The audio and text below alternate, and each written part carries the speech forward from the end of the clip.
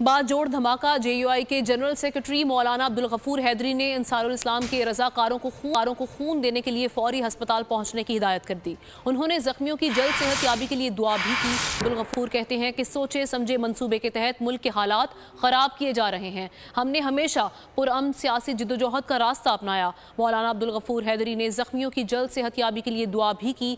JUI के मरकजी रहनुमा हाफिज हमदुल्ला ने धमाके को रियासत और जमहूरियत पर हमला करार दिया। कहा, ये खुल्लम खुला दहशतगर्दी और फिसाद है।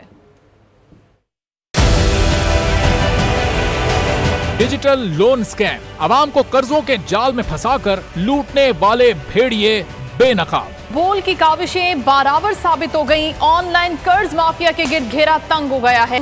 बोल ने दिया अपने आवाम का साथ, उठाई इस स्कैम के खिलाफ आवाज। बोल की डिजिटल लोन स्कैम के खिलाफ आगाही मुहिम की सबसे बड़ी ट्रांसमिशन 59% आवाम ने देखी अपनी स्क्रीन पर, क्योंकि बोल है पाकिस्तान का नंबर 1 न्यूज चैनल। सब्सक्राइब करें और बेल दबाएं ताकि कोई खबर रह न जाए।